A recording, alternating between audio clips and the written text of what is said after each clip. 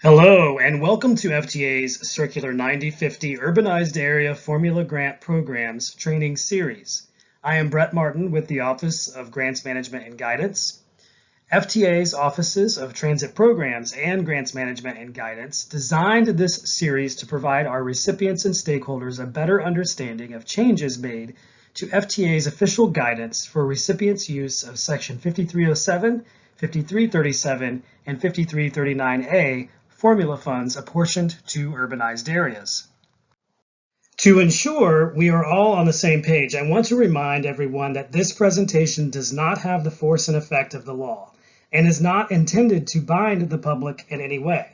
It is educational and informational in nature, with an intent to explain some of our existing requirements under the law or agency policy. Now, I would like to introduce Bruce Robinson, our Associate Administrator of Program Management, to provide our welcoming remarks. Hello, my name is Bruce Robinson, FTA's Associate Administrator for Program Management. On behalf of the team here at the Federal Transit Administration, or FTA, I'm delighted to provide a brief introduction to the upcoming video training. FTA turned 60 years old this year, and one of our most exciting projects this year was updating several of FTA's major program circulars, as well as FTA's Award Management Requirement Circular, which is needed for all awards FTA administers. Over the last 2 years, staff worked tirelessly to update these circulars, working with headquarters and regional offices, as well as reaching out for public comment to update these documents. 4 circulars are Circular 5010, the Award Management Requirements Circular, Circular 9050, the Urbanized Area Formula Grant Program Guidance. This circular replaces, consolidates, and updates guidance for the Urbanized Area Formula Grant Program, the State of Good Repair Grant Program, and the Urbanized Area Formula component of the Grants of Buses and Bus Facilities Program. In addition, Circular 9040, the Rural Area Formula Grant Program Guidance, consolidates and updates guidance for the Buses and Bus Facilities Program, that is rural, and the Formula Grants for Rural Area Program. Finally, Circular 97 is the Enhanced Mobility of Seniors and Individuals with Disabilities Program Guidance. As part of the updated circular release, FTA developed a video series for each circular to relay key information and highlight changes. Additionally, the team developed a number of materials to help work with grantees and help set the stage for understanding federal financial assistance requirements surrounding administering federal fund awards. This circular and training series is specifically designed to assist FTA's efforts to improving customer service and streamlining our processes, as well as reflecting and incorporating provisions from the Fixing America's Surface Transportation Act, or more commonly the FAST Act, the Infrastructure Investment and Jobs Act, as well as changes to the Uniform Administrative Requirements, Cost Principles, and Audit Requirements for Federal Awards, more commonly referred to as 2 CFR 200 or the Uniform Guidance, as well as incorporating changes to FTA's policies and procedures. We hope you find these videos informative. FTA has created a general email address for questions related to this update, FTA Circular Update 2024 at dot.gov, to assist in addressing questions regarding this release. For questions about information in the circulars, please reach out to your FTA regional contacts. But for now, please enjoy the show. Thank you. Each Friday from October 18 through November 15, 2024, FTA is posting a series of pre-recorded videos addressing summary grants management information and highlighting changes made in each of the updated circulars, including our Award Management Requirement Circular and each of our Formula Program circulars. The Circular 9050 Urbanized Area Formula Grant Programs training builds upon the foundation we established in the previous training series for Circular 5010, our Award Management Requirements Circular. This series was developed to highlight many of the structural and substantive changes made to the circular to help users navigate and better understand the circular as a guidance tool. The illustration on the slide outlines the general topics for the sessions in this series. The route ahead is our agenda. For Session 1, we will walk through an introduction to Circular 9050.1a, including the purpose of the circular, a high-level overview of changes and its effective date, changes to circular definitions, an overview of programs covered by the circular and their relationship to other FTA programs, and how program funds are made available, including changes to census designations, apportionments, reallocations or transfers of apportionments, consolidation of funds in insular areas, and Federal Highway Administration flex funds for transit projects. Our speakers for today are myself and Amy Voles, who is Chief of the Urbanized Area Programs Division in our Office of Transit Programs. And I will kick us off for today with an introduction to Circular 9050.1a. And before I get started, I would like to note that I will move through some of the slides that include a lot of detail rather quickly to really focus on the primary points we want to communicate. However, the finer details on each of the slides will be available for further viewing following our presentation. Okay, so let's start with the purpose of Circular 9050.1a. And one of the best ways to do this is to discuss what the circular is versus what it is not. Circular 9050 is a compendium of general guidance on requirements and procedures applicable and specific to Urbanized Area Section 5307, 5337, and 5339A formula funds. It is not a compendium of guidance on baseline requirements and procedures applicable to all FTA financial assistance. That is the job of Circular 5010. Circular 9050 is intended to be a tool for recipients and other users to understand how requirements or procedures may apply to their specific situations or considerations. It is not meant to address case-specific guidance or direction on all FTA requirements for each unique situation. In doing so, the circular identifies the rigidity versus flexibility of those requirements and works to guide users in making their own decisions. It is not meant to serve as specific instructions or scenario-specific technical assistance. It's also important to point out that the circular explains how laws, regulations, or policies active at the time of its publication apply to FTA-assisted activities and awards, but it is not the law and is not a substitute for applicable laws, regulations, or policies that are determined outside of the circular's scope, which is really most of what is included in the circular. One way I like to summarize what I just covered is Circular 9050 is akin to lanes, wayfinding signs, and guardrails for recipients' use of funds made available under the formula programs the circular covers. It is not a document that provides specific directions for unique recipient situations. So I previously alluded to this just a bit, but what is Circular 9050's relationship to FTA's other circulars? Well, there are a number of circulars that FTA has produced that work to establish universal baseline guidance for requirements and procedures that are either applicable to all FTA funds and awards or to specific topics and issues that warrant more explanation and direction.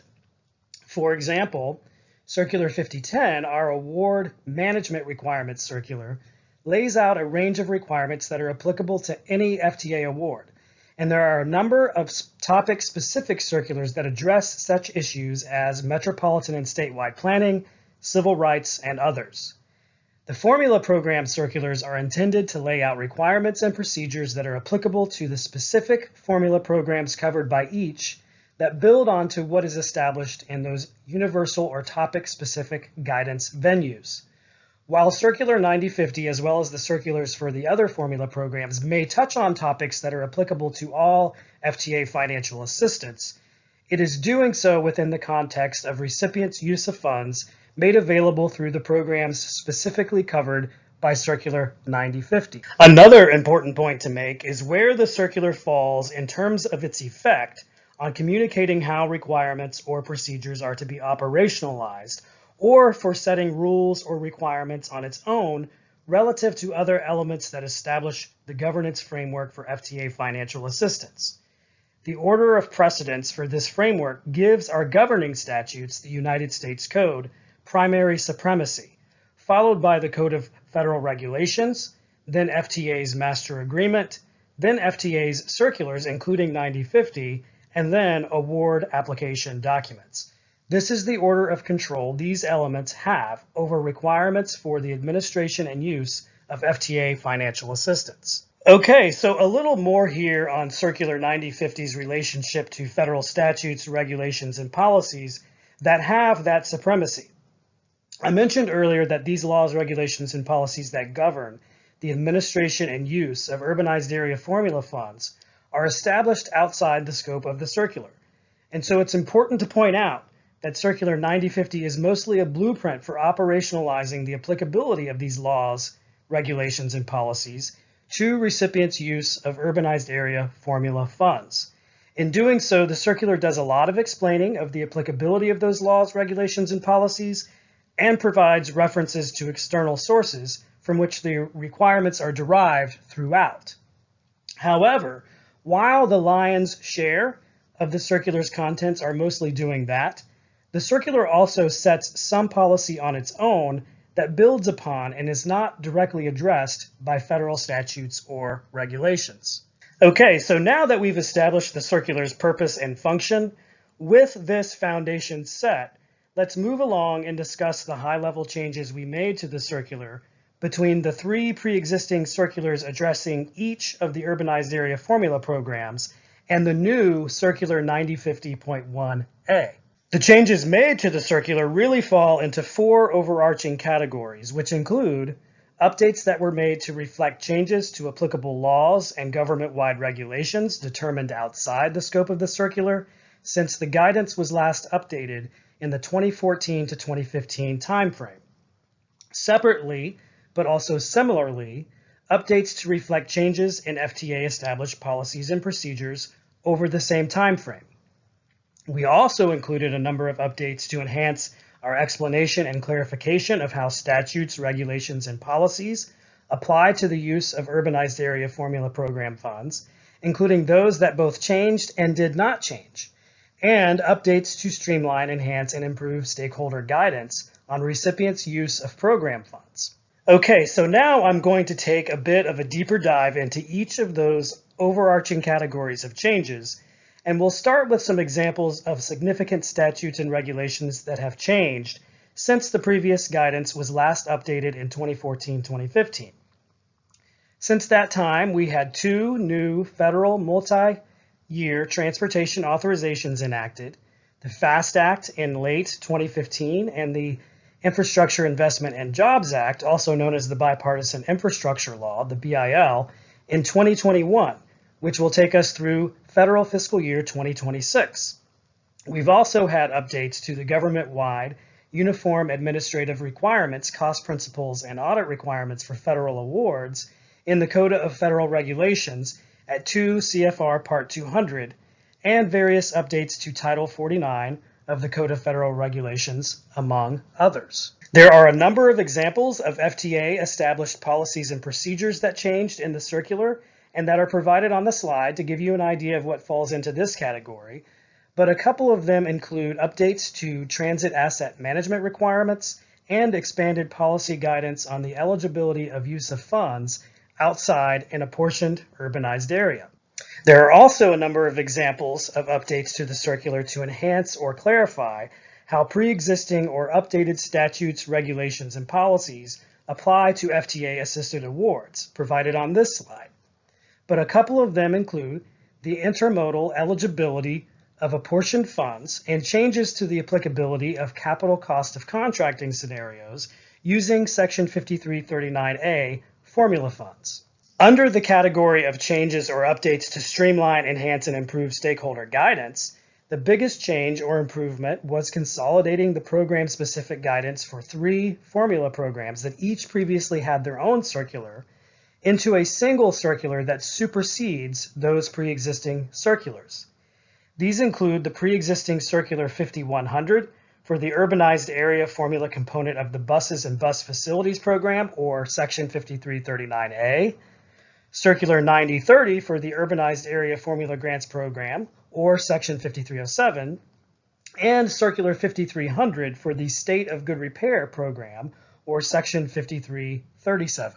Another big change or improvement was the removal of guidance on universal requirements applicable to all FTA financial assistance in the pre-existing program circulars and consolidating them into Circular 5010 so they can be maintained and referenced in a single resource.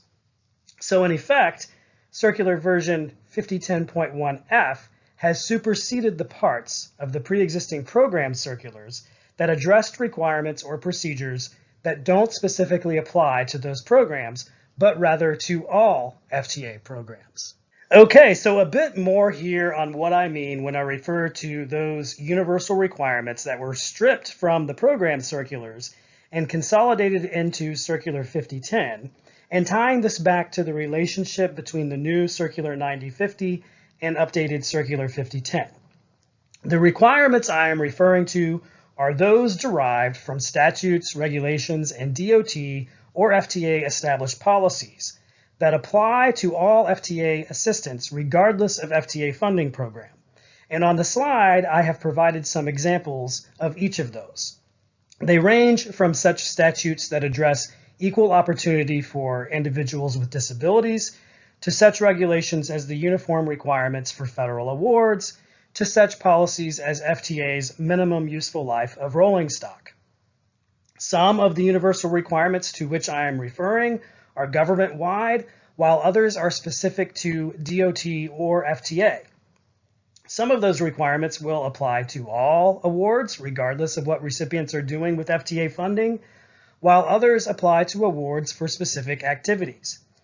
But in summary, Circular 5010 is now really the resource to consult for these requirements from various sources that relates them to FTA recipients' use of funds for public transportation purposes within FTA's established award management framework. Okay, so moving on within the same category of changes to the circular, we made a number of enhancements to the presentation of the guidance therein, beyond the aforementioned consolidation of guidance for the 3 formula programs into a single document.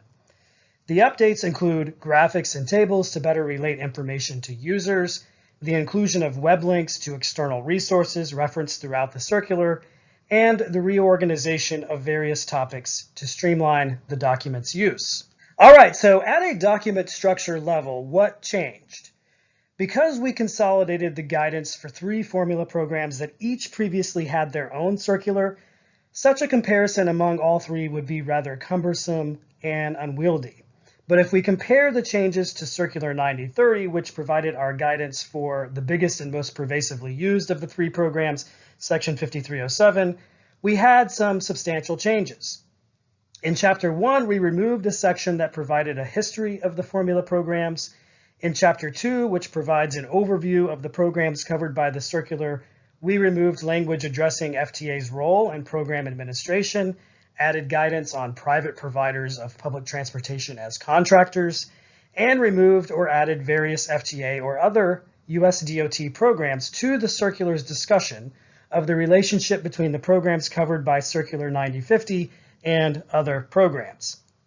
In Chapter 3, which covers general program information, we added guidance on the consolidation of awards to insular areas and removed some rather in-depth information on sources of local share that were best suited for Circular 5010 or other guidance venues. In Chapter 4, which addresses eligible projects and associated requirements, we added guidance on intermodal eligibility of apportioned funds, combined and restructured the range of eligible activities under each program, converted the list of eligible projects and activities to a table, modified our guidance on job access and reverse commute projects to highlight eligible projects that are not otherwise covered by the circular, moved requirements for certain capital projects from Chapter 5, and added new guidance on the eligibility of use of funds outside apportioned urbanized areas.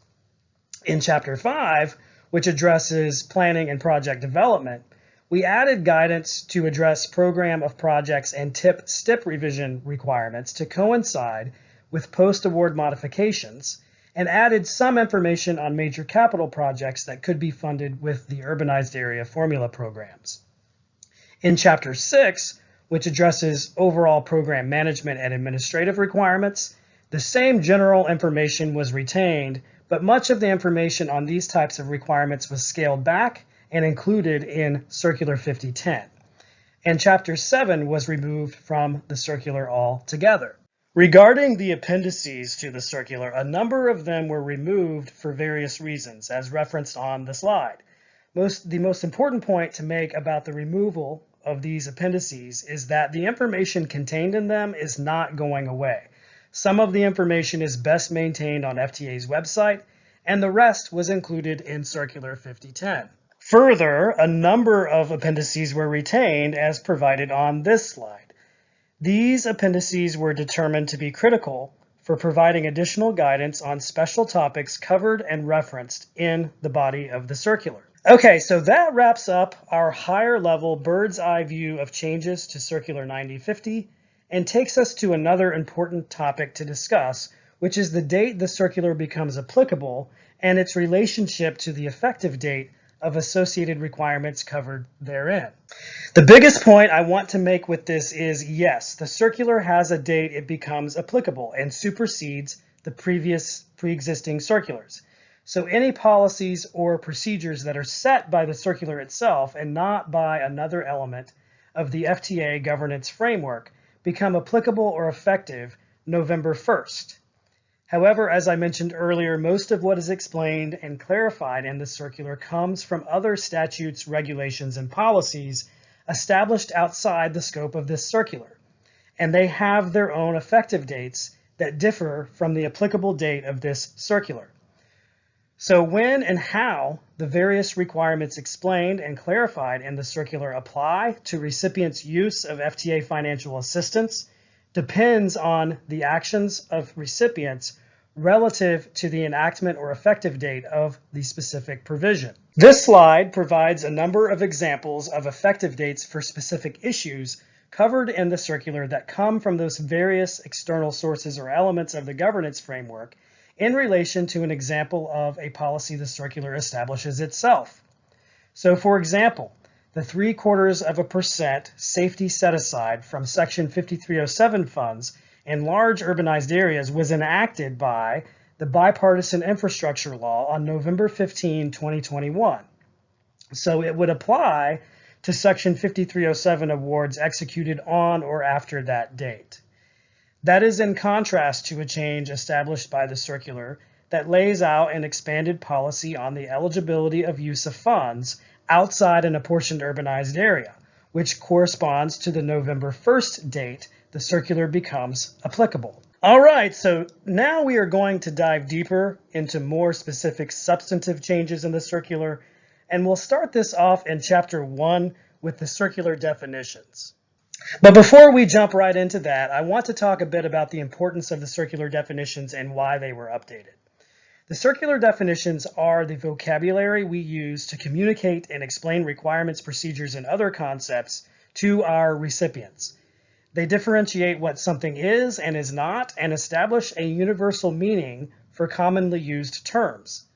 The definitions for these terms were updated for consistency with the use of the same terms in Circular 5010. So they all have the same meaning, and we are all speaking the same language regardless of the source of guidance we reference. They were also updated to reflect changes to definitions for terms used in statutes or government-wide regulations, or to better clarify the relationship of terms to concepts communicated in the circular. We also added new definitions to establish common meaning for terms or concepts that are frequently used or referenced throughout the circular, and removed outdated terms or terms for which an associated concept really isn't communicated in the circular. All right, so I am not going to cover all of the definition changes that were made, but I will cover some examples of changes to definitions that may be perceived as more significant. The idea here is really just to provide a range of examples and corresponding explanations for changes to help circular users better understand the why behind the variety of changes. And we'll start with definitions that were removed, and for these, it really just came down to the terms not being used in the circular.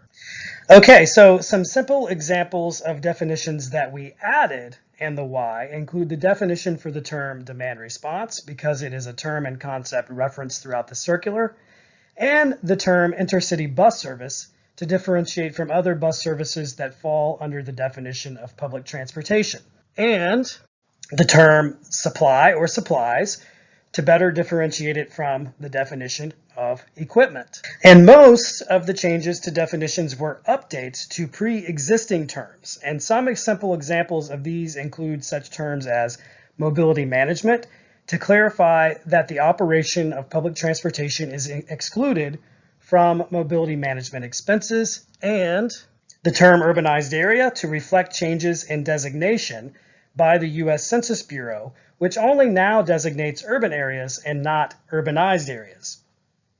Okay, so that wraps up our overview of the circular, including a high-level explanation of changes and a more in-depth discussion on changes to the circular definitions. Now we will transition to updates to the overview of programs covered by Circular 9050.1a and their relationship to other FTA programs, which will be addressed by Amy Voles. So I will now turn it over to Amy. Thank you, Brett. I'm Amy Volz, Chief of the Urbanized Area Programs Division in the Office of Transit Programs, and I'll jump right into an overview of the programs covered by Circular 9050. As Brett mentioned, Circular 9050 covers 3 programs. This includes Section 5307, the Urbanized Area Formula Grants, Section 5337, the State of Good Repair Grants, as well as the Urbanized Area Section 5339A, Grants for Buses and Bus Facilities Formula Funds. The Section 5307 program is FTA's broadest formula program in terms of eligible public transportation expenses and makes funds available for capital and planning projects for all public transportation modes. It also makes funds available for operating expenses depending on the size and location of the recipient. The Section 5337 program generally makes funds available for a smaller subset of eligible expenses, which are isolated to capital projects that maintain fixed guideway and high-intensity motor bus modes in operable condition. The Section 5339A program also generally makes funds available for a smaller subset of eligible expenses, which are isolated to capital projects to replace, rehabilitate, and purchase buses and bus-related equipment, and to construct bus-related facilities. You can generally think of Section 5307 funds as being eligible for anything that's eligible under Section 5337 or 5339A.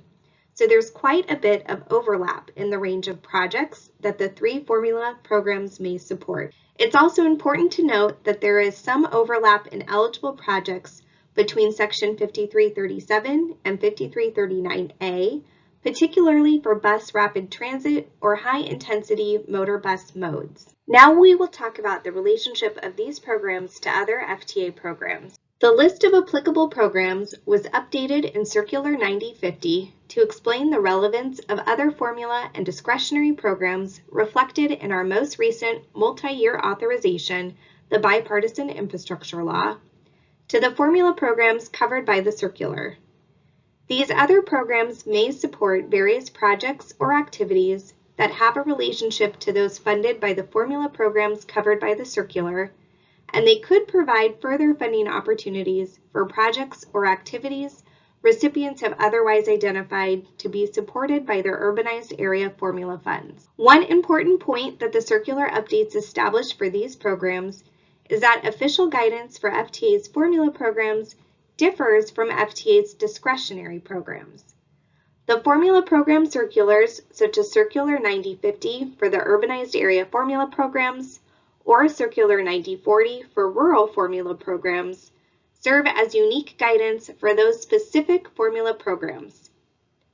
Notices of funding opportunity, also known as NOFOs, serve as unique guidance for discretionary programs such as 5339B, the Grants for Buses and Bus Facilities Competitive Program. The guidance established in the NOFOs for the discretionary program should be viewed as mutually exclusive with the guidance established for formula programs in the program circulars, unless otherwise noted in the applicable NOFO. As Brett covered earlier, all of these venues for program-specific guidance build upon the baseline guidance of universal requirements that apply to all FTA assistance established in Circular 5010. So which other FTA programs were added to this part of the circular? I won't mention all of these, but examples include FTA's All Stations Accessibility Competitive Program and the Electric or Low-Emitting Ferry Pilot Program. I would also like to note that the new circular discusses the role of the Federal Interagency Coordinating Council on Access and Mobility, also known as CCAM, and its coordination efforts to improve federal interagency coordination of transportation resources and the range of programs across federal agencies that can be used for public transportation purposes. And to close out the coverage on the relationship between the formula programs covered by Circular 9050 and other FTA programs, this graphic is intended to show some of those example relationships from the perspective of which programs covered in Circular 9050 may have overlapping eligibility with other select formula and discretionary programs.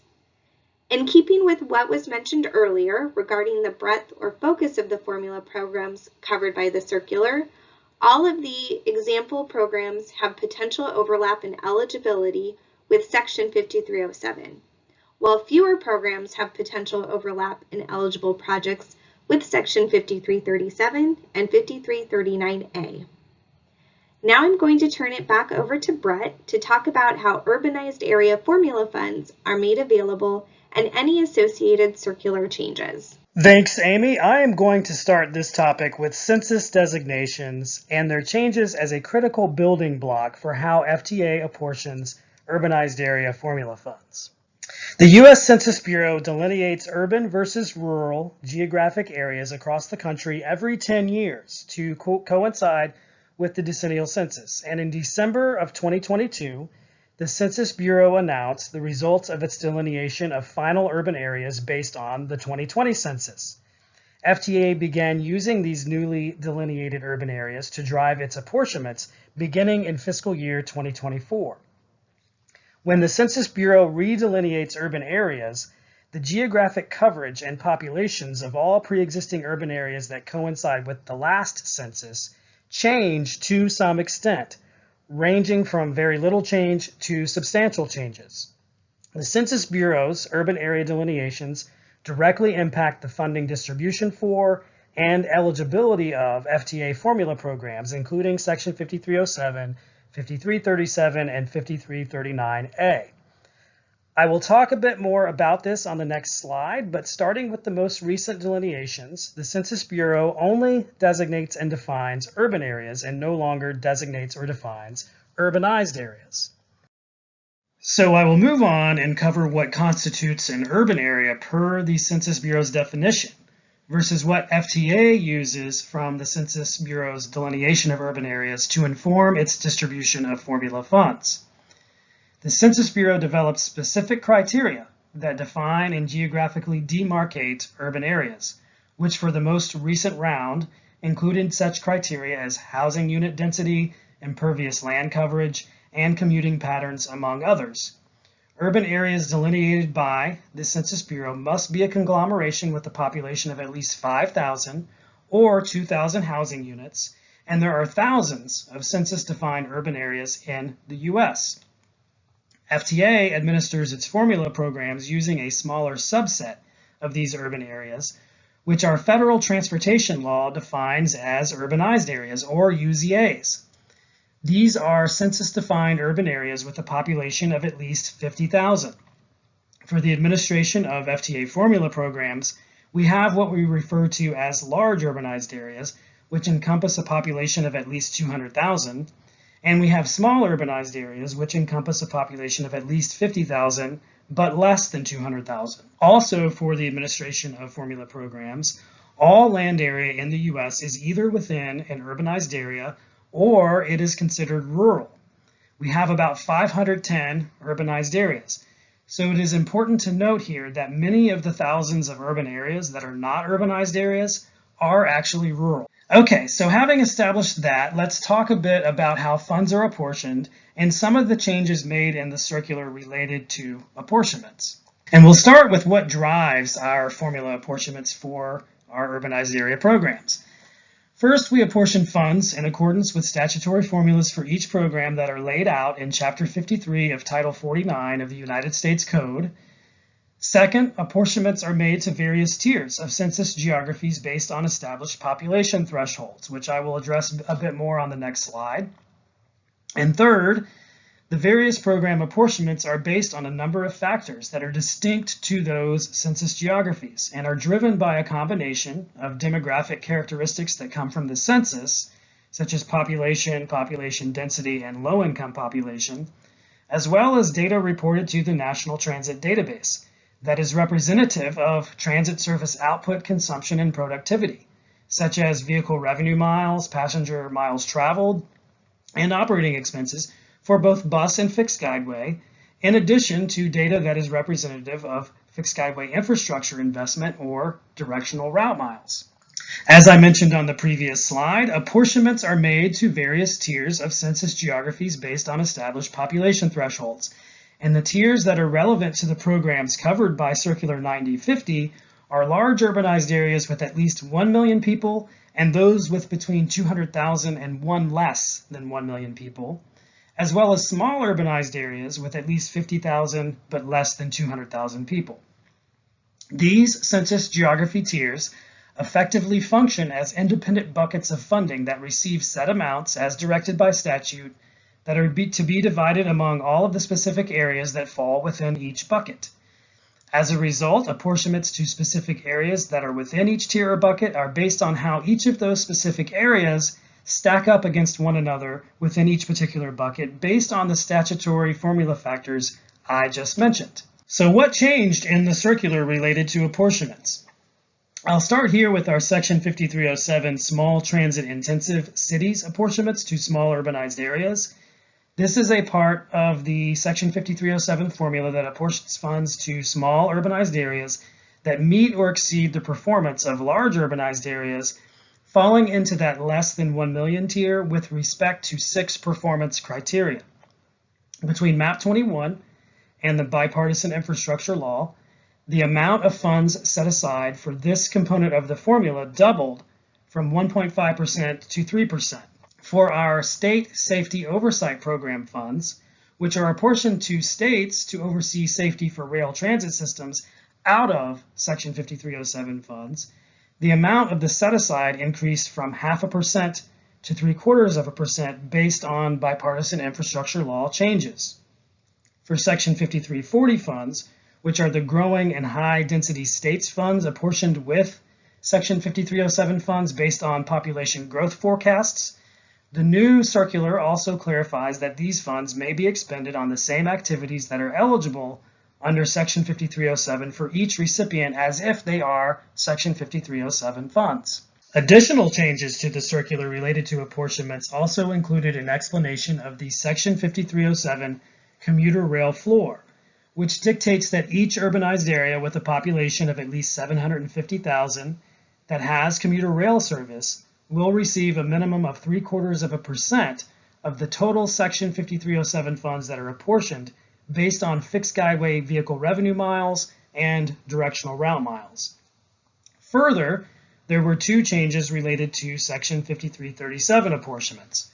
One change was a clarification that fixed guideway segments must be in revenue service for at least 7 full federal fiscal years prior to the beginning of the federal fiscal year of the first apportionment for such segments. And the other removed a previous requirement that fixed guideway segments have a minimum length of 1 mile to receive an apportionment. Okay, so now that we've established how funds are apportioned and we have covered apportionment-related changes in the circular, we'll move on to reallocations or transfers of apportionments once those apportionments have been made available to the various census geographies. One of the most useful flexibilities that states, territories, and designated recipients have available to them is the ability to transfer apportioned amounts between formula programs and census geography tiers. What we've provided on the slide is for permitted reallocations and transfers between the Section 5307 and rural Section 5311 programs, as well as between the large and small urbanized area tiers for Section 5307. There are really only 2 scenarios for which apportioned amounts may not be transferred between programs and census geography tiers, and they include the transfer of large urbanized area Section 5307 funds to Section 5311 to be used in rural areas and vice versa. For all other scenarios, transfers are permissible one way or another. Some transfer scenarios require consultation with potentially impacted parties or recipients in the donor urbanized area, and those involving a transfer from a large urbanized area to another large or small urbanized area require those amounts to first be transferred to the state or territory. There is also a transfer scenario that is only available to states if the funds are within 90 days of lapsing, which is the transfer of apportioned amounts from small urbanized areas to large urbanized areas. It is also important to note that Section 5339A apportionments may also be transferred or reallocated between census geographies and tiers under certain conditions, but Section 5337 apportionments may not be transferred for use in another urbanized area. Okay, so the new circular makes some clarifications regarding the reallocation or transfer of apportionments, including that small urbanized area Section 5307 funds may be reallocated anywhere within the state to which they were apportioned if they are within 90 days of lapsing, including rural areas, other small urbanized areas, and large urbanized areas. And funds transferred from large urbanized areas to the governor of a state to be used in other large or small urbanized areas in the state may include the full amount of the apportionment or a portion thereof. Beyond these minor changes, the new circular also includes additional clarification of limitations on the use of transferred funds between programs or census geography tiers. These include that the funds retain the same period of availability to obligate as the original apportioned funds, and further clarification on what is meant by the funds being subject to the capital and operating assistance limitations applicable to the original apportionment.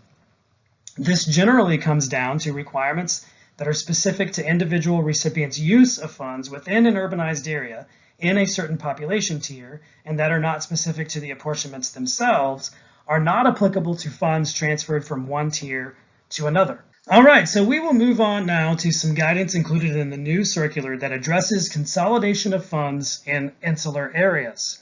This new guidance is really operationalizing provisions laid out in 48 USC 1469A that allow for funds apportioned to the Virgin Islands, Guam, American Samoa, and the Northern Mariana Islands to be consolidated from the different programs under which they receive apportionments into a single grant, including Section 5307, 5310, 5311, and 5339A funds. Local match requirements for these funds are also waived, and the funds may be used for any purpose or program authorized for any of the consolidated grants. And the last topic we'll cover under how program funds are made available addresses clarifications made in the circular related to Federal Highway Administration flex funds for transit projects. To start, flex funds may only be used for activities eligible under both the giving Federal Highway Administration program and the receiving FTA program, and when flexed are administered under applicable FTA program requirements. The period of availability to obligate such funds begins at the time the funds are flexed to FTA and take on the period of availability of the FTA funding program to which they are transferred. The list of Federal Highway Administration programs from which funds may be flexed to FTA was updated in the circular to reflect changes made to Federal Highway Administration programs between MAP 21 and the Bipartisan Infrastructure Law, and the circular was also updated to reflect a change that CMAQ funds that will be used for operating assistance shall have no limit on the duration of operations assisted in non-urbanized areas or rural areas and in small urbanized areas. This concludes our formal presentation of Session 1 of the 3 sessions for our Circular 9050.1a training series. While this slide is entitled Next Steps, the ball is really in your court to decide what you want to do next. As noted, we are continuing our series of videos that will be posted to FTA's website through mid-November 2024. Those videos are posted where you found this one. The email address goes right to our office, and we will follow up to address those questions and concerns. Also included are links to the finalized circulars. As part of our ongoing efforts and commitment to serving the public, FTA is committed to improving America's communities through improving public transportation. We share a vision of fostering a better quality of life for all, built on public transportation excellence through commitment to service, integrity, innovation, sustainability, and equity. Thank you again for watching, and we hope you will view our other videos related to the updated circulars.